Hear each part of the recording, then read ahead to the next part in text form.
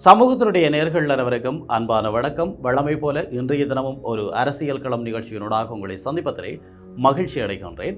இன்றைய தினமுமே நாங்கள் ஒரு முக்கியமான விடயத்தை பற்றி பேசப் போகிறோம். அதாவது அனைவருமே எப்பொழுதுமே பேசிக் கொண்டிருக்கக்கூடிய ஒரு விடயம்தான் இந்த துறைமுக நகர பிரச்சனை. இந்த துறைமுக நகர பிரச்சனை சார்பாக பல விடயங்கள் இப்பொழுது புதிதாக கிளம்பி இருக்கின்றன. எனவே இதை பற்றி தான் பார்க்க போகிறோம். வாருங்கள் நிகழ்ச்சிக்குள் செல்வோம்.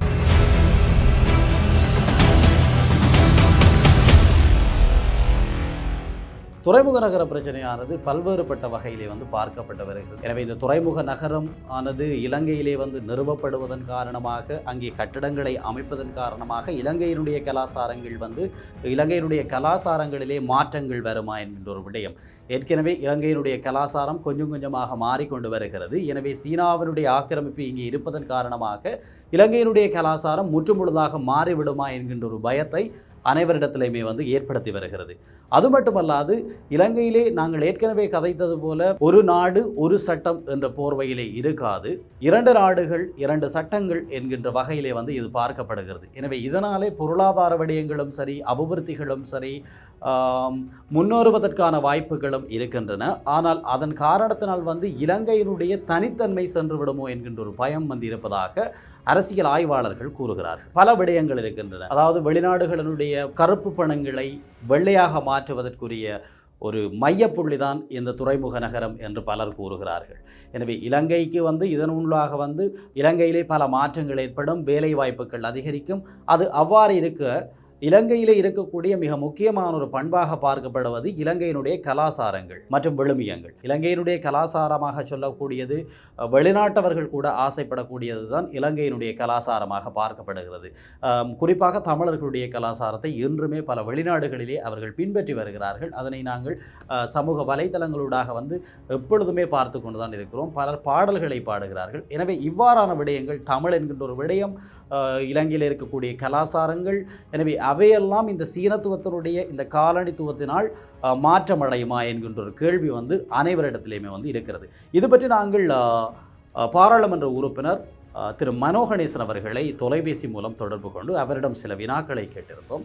அதற்கு அவர் திடுக்கிடக்கூடிய பல விடயங்களை கூறியிருக்கிறார். இவ்வாறு மாறலாம், இலங்கையினுடைய மாற்றங்கள் இவ்வாறு இருக்கலாம், இலங்கையினுடைய தனித்தன்மைகள் இவ்வாறு மாறலாம் என்கின்ற ஒரு விடயத்தை கூறியிருக்கிறார். தொடர்ந்து வாருங்கள் அவர் என்ன கூறுகிறார் என்று பார்ப்போம். துறைமுக நகரம் என்ற அந்த நிலப்பரப்பு ஏற்கனவே இலங்கை மேற்கு கரையை நிரப்பி உருவாக்கப்பட்டு கொண்டிருக்கின்றது. அது மேலே உருவாகக்கூடிய அந்த நகரம் என்ற அந்த கட்டிட தொகுதி தான் இனிமேல் உருவாக வேண்டுமே தவிர நகர நிலப்பகுதி இந்த மண் உருவாக்கப்பட்டு விட்டது. ஆகவே அதிலே இப்பொழுது பின்னால செல்ல முடியாது. அதை எப்படி இலங்கைக்காக எமக்காக பயன்படுத்துவது என்பதுதான் இங்கே முன்னேறக்கூடிய அந்த கேள்வியாக இருக்கின்றது. ஆனால் இன்றைய அரசாங்கம் இதை கருப்பு பணத்தை வெள்ளையாக்குவதற்கும் உலகத்தின் பல நாடுகளிலே ஒதுக்கப்பட்டு வரும் கசினோ, களியாட்டம் மற்றும் தவறான முறையிலே பயங்கரவாத முறைகளிலே அல்லது போதை வஸ்து முறைகளிலே சம்பாதிக்கப்படும் பணங்களை எல்லாம் கொண்டு மாற்றும் ஒரு ஸ்தலமாக, இடமாக இந்த துறைமுக நகரை மாற்றப் போகின்றதா என்ற சந்தேகம் நியாயமான முறையிலே எங்கள் மனங்களே எழுந்துள்ளது. அதோடு புறம் இருக்க இந்தியாவின் தென்கோடியிலே அமைந்திருக்கக்கூடிய இந்த இலங்கை தலைநகரத்தை ஒட்டி அமையக்கூடிய இந்த நகரத்தை பரிபாலிக்கும், நிர்வகிக்கும் பாரிய பொறுப்பு, அதிகாரம் சீன நாட்டு நிறுவனங்களுக்கு வழங்கப்பட்டிருக்கின்றது. ஏற்கனவே அங்கே இலங்கை துறைமுகத்திலே சிஜிசிடி என்ற ஒரு டெர்மினல் அங்கே சீனாவுக்கு கடந்த பல வருடங்களுக்கு முன்னாலே வழங்கப்பட்டு அது வெற்றிகரமாக நடத்தப்பட்டுக் கொண்டிருக்கின்றது. ஆகிய சீனாவின் பிரசன்னம் இந்தியா தேசிய பாதுகாப்புக்கு பல அச்சுறுத்தலாக இருக்கின்றது. இப்பொழுது கொரோனா காரணமாக இந்திய அரசாங்கத்தின் அவதானம் வேறு பக்கம் திரும்பி இருந்தாலும் கூட இந்திய அரசாங்கத்தை பொறுத்துக் கொள்ளப் போவதில்லை. ஆகவே இந்திய அரசாங்கத்தின் தேவையற்ற சீற்றத்துக்கு சினத்துக்கு உள்ளாக வேண்டிய நிலையில் நாங்கள் இருக்கின்றோம். நாங்கள் ஒரு தனியொரு நாடு, இறமையுள்ள நாடு, நாங்கள் நினைத்து செய்வோம் என்று சொல்லிவிட முடியாது. பெரிய நாடுகள் பக்கத்தில் இருக்கும் பொழுது இந்த நாட்டின் பாதுகாப்புக்கு ஒதுக்கம் அளிக்காத முறையிலே வாழ வேண்டிய கடப்பாடு எங்களுக்கு இருக்கின்றது. இந்த நிலையிலே இந்த திருவநகரம் என்பது இலங்கையின் நாட்டின் எதிர்காலத்தையே பாதிக்கப் போகின்றது ஒன்று. அடுத்தது, இந்தியா மட்டுமல்ல, சீனாவுக்கு எதிர்மறையான நாடுகளான மேற்கத்திய நாடுகள் அனைத்துமே இதை ஒரு தவறாக, பிழையாக, குற்றமாக பார்க்கின்றார்கள். ஆகவே சீனாவின் எதிர் நாடுகளின் எதிர்ப்பையும் நாங்கள் தேவையில்லாமல் சம்பாதித்துக் கொண்டிருக்கின்றோம். இதெல்லாம் இது பின்னணியிலே தான் இந்த நிறுவனத்தை பார்க்க வேண்டியிருக்கின்றது.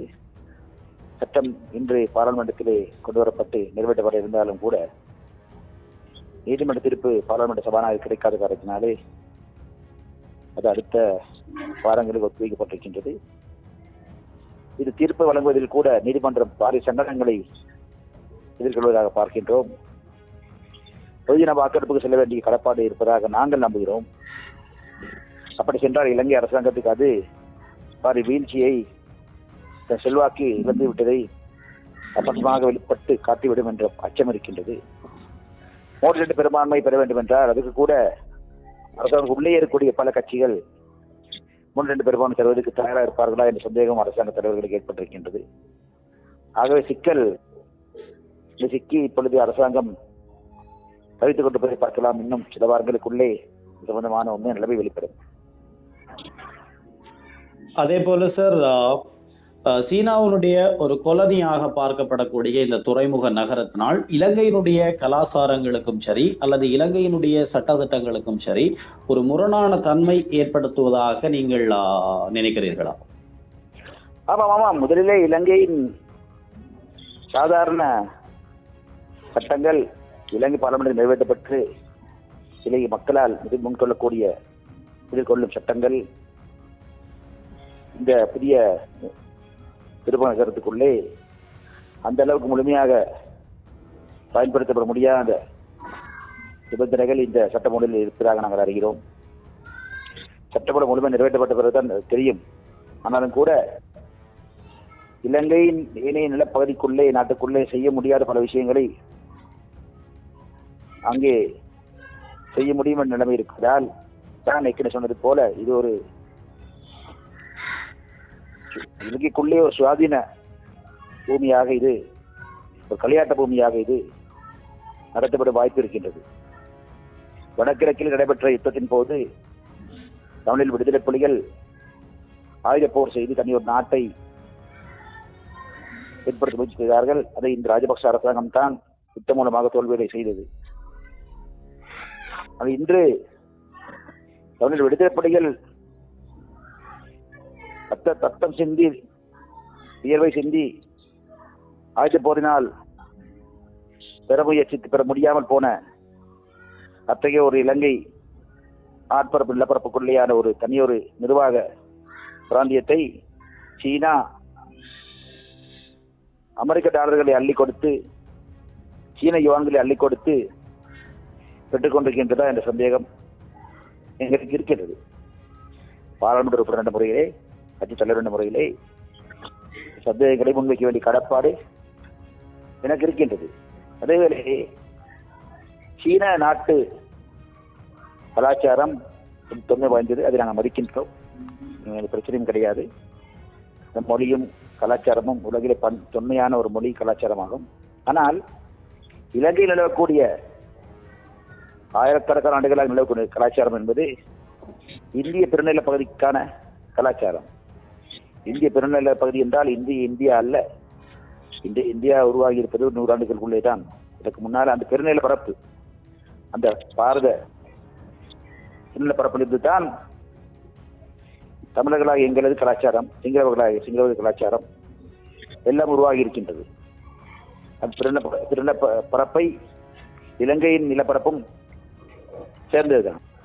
ஆகவே எங்களது மொழி, மதம், கலாச்சாரம், உணவு முறை, உடை உடுத்து முறை, வாழ்க்கை முறை அனைத்துமே ஒன்றாக அன்னித்ததாக இருக்கின்ற வேளையிலே எங்களுக்கு அந்நியமான ஒரு கலாச்சாரமாக இருக்கக்கூடிய சீன கலாச்சாரம் இங்கு கொண்டு வந்து போடுவது என்பது உணவு நாம் சாப்பிட முடியாத விரும்பாத தெரியாத உணவை உண்ணும் பொழுது சொல்வதே உணவு ஒவ்வாமை ஏற்படும், அலர்ஜி என்று சொல்வார்கள், ஏற்படும். அதே போல் இந்த கலாச்சாரம் திணிக்கப்பட்டால் ஒவ்வாமை ஏற்பட்டு நாட்டில் கலாச்சாரத்தில் பெரிய பிரளயம் ஏற்படும் என்று நான் நினைக்கின்றேன். எனவே இன்று வரைக்குமே இலங்கைக்கு என்கின்ற ஒரு தனித்துவம் இருக்கிறது. பல நாடுகளாலும் ஆசைப்படக்கூடிய ஒரு இடம்தான் இலங்கை. சுற்றுலா பயணிகளுக்கான ஒரு தளம் தான் இலங்கை. இது இவ்வாறு இருக்க கடந்த காலங்களிலே கௌரவ பாராளுமன்ற உறுப்பினர் மனோ கணேசன் அவர்கள் கூறுவது போல கடந்த காலங்களிலே தமிழீழ விடுதலை புலிகள் தனிநாடு என்கின்ற ஒரு மையப்புள்ளியை வைத்து போராட்டத்தினை ஈடுபட்டிருக்கிறார்கள். அந்த போராட்டத்திற்காக இரத்தமும் சதையுமாக உழைத்திருக்கிறார்கள். அவ்வாறு அவர்களுடைய போராட்டம் ஒருபுறம் நடைபெற்றது. அதே போல பல இனப்படுகொலைகளுமே நடைபெற்றது. இந்த இனப்படுகொலைகள், இந்த போராட்டங்கள், இரத்தம் சிந்திய அவர்களுடைய காயங்கள் அனைத்துமே உழைப்பாக போட்டும் கூட அவர்களால் ஒரு தனி நாட்டினை உருவாக்க முடியவில்லை. இலங்கை அரசாங்கத்திடமிருந்து தனி நாட்டினை பெற்றுக்கொள்ளவில்லை என்கின்ற ஒரு விடயம் இருக்கின்ற பட்சத்திலேயே இவ்வாறு இலங்கையினுடைய மிக முக்கியமான அந்த துறைமுக நகரத்தை சீனா தன்னுடைய ஆக்கிரமிப்புக்கு உட்படுத்துதல் என்கின்ற ஒரு விடயம் எவ்வாறு இந்த அரசாங்கம் அதனை சம்மதித்தது என்கின்ற ஒரு கேள்வி அனைவரிடத்திலுமே இருக்கிறது. பார்க்கலாம் இனிவரும் காலங்களிலே இலங்கையினுடைய மாற்றங்கள் எவ்வாறு இருக்க போகிறது, அதே போன்று அதனுடைய அபிவிருத்தி தன்மைகள் பல்வேறுபட்ட வகையில் இருக்கும் என்பது நம்பிக்கையாக கூறக்கூடிய ஒரு விடயம். ஆனாலுமே இலங்கையிலே இருக்கக்கூடிய மிக முக்கியமாக பார்க்கக்கூடிய இலங்கையினுடைய கலாசார வெள்ளுமிய பண்பாடுகள் சீரழியாமல் இருக்கின்ற வரைக்குமே அனைவருக்கும் நல்ல விடயமாகத்தான் அமையும். ஏற்கனவே நாங்கள் கதைத்தது போல சீனாவினுடைய இந்த காலனித்துவ ஆட்சியினால் இலங்கையிலே 2 சட்டங்கள் ஏற்பட போகிறது. எனவே அவர்களுடைய ஆக்கிரமிப்பு இலங்கை முழுவதும் வியாபிக்க இருக்கிறது. எனவே இந்த வியாபிப்பதன் மூலம் இலங்கையினுடைய தனித்தன்மை இல்லாது போகலாம் என்கின்ற ஒரு சந்தேகம்தான் அனைவரிடத்திலேயுமே இருக்கிறது. பார்க்கலாம் தொடர்ந்து என்னென்ன விடயங்கள் நடக்கப் போகிறது. இந்த துறைமுக நகரம் உண்மையாகவே அவர்கள் கட்டி முடிக்கத்தான் போகிறார்களா, இல்லை அதனை இடையே தடுத்து நிறுத்துவதற்கு ஏதாவது சட்ட நடவடிக்கைகள் எடுக்கப்படுமா, அல்லது அதற்காக எங்களுடைய பாராளுமன்ற உறுப்பினர்களும் சரி, அமைச்சர்களும் சரி, இலங்கை அரசும் சரி ஏதாவது செய்வார்களா என்று சொல்லி பார்க்கலாம். தொடர்ந்தும் அடுத்த ஒரு அரசியல் களம் நிகழ்ச்சியினூடாக உங்களை சந்திக்கும் வரை உங்களிடமிருந்து விடைபெறும் நான் உங்கள் ஜெய். நன்றி நேயர்களே, வணக்கம். இது போன்ற பல செய்திகளை தெரிந்து கொள்ள நம்முடைய சமூக மீடியா யூடியூப் சேனலை சப்ஸ்கிரைப் செய்து அருகில் உள்ள பெல் பட்டனை கிளிக் செய்யுங்கள். மேலும் செய்திகளை உடனுக்குடன் தெரிந்து கொள்ள சமூகமீடியா.com என்ற இணையதளத்தின் வாயிலாக எங்களுடன் இணைந்திருங்கள்.